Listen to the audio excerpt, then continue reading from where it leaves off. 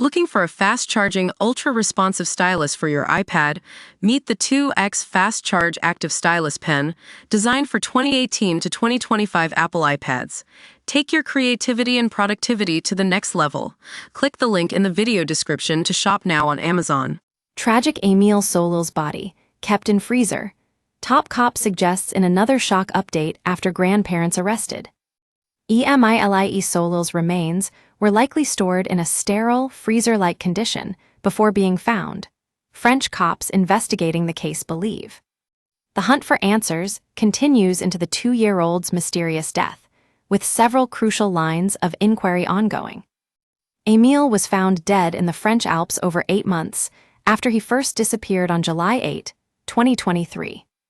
The tot was staying at his grandparents' isolated holiday home in the alpine hamlet of Houtvernet, south of Grenoble. His remains, including a fractured skull, were found nearby in March 2024, following desperate daily searches. Based on the decomposition of the remains, French detectives believe the remains of little Emile's body were likely preserved in a protected environment, like a freezer, Le Parisien reports. Public prosecutor Jean-Luc Blachon confirmed that Emile's body didn't decompose in the clothes he was found in, and that his remains were moved before a local found them in the forest. It is believed that his remains were moved just before the officials discovered them. Mr. Blachon said, "These elements allow us to consider that the body did not remain in the same place and in the same biotope during the decomposition process." He also said investigations on Emile's skull found he suffered violent facial trauma. This now introduces the probability of the intervention of a third party, Blachon said. Several unanswered questions still remain over Emile Solil's death after his body was found 266 days after he first vanished in France.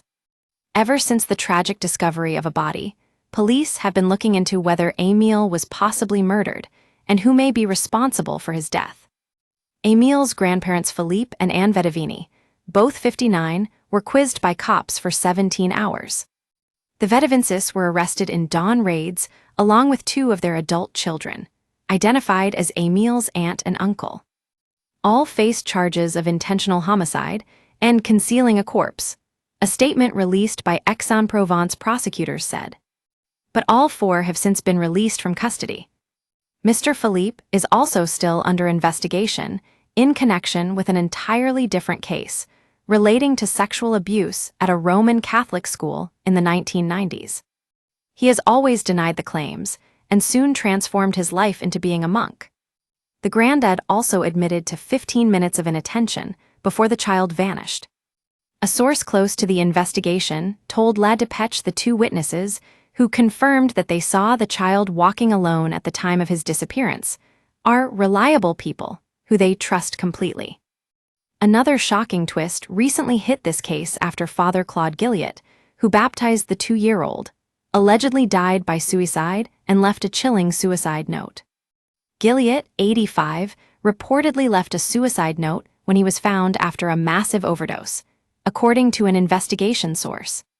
The priest was close to Emile's grandparents, but the trio had fallen out in recent years, it is believed. Father Gilliot provided a photo of Emile to the media when he was missing in an attempt to find him, only to be condemned by the toddler's family. Some of Emile's family are said to be from an extreme right-wing political background. This has reportedly caught the eye of police, who are still examining any possible link between the family and the boy's death. In 2018, Emile's 27-year-old father, Colombin, was arrested for an alleged attack on foreigners. He appeared before judges in Aix-en-Provence before being released from custody after agreeing to maintain the peace. Colombin was said to have links to Action Francaise, a far-right nationalist and royalist group, as well as the neo-fascist Bastion Social, according to reports. 3 years later, Colombin and his wife, also Emile's mum, stood in their local election. They were said to have been supporting Eric Zemmour, a convicted racist and Islamophobe.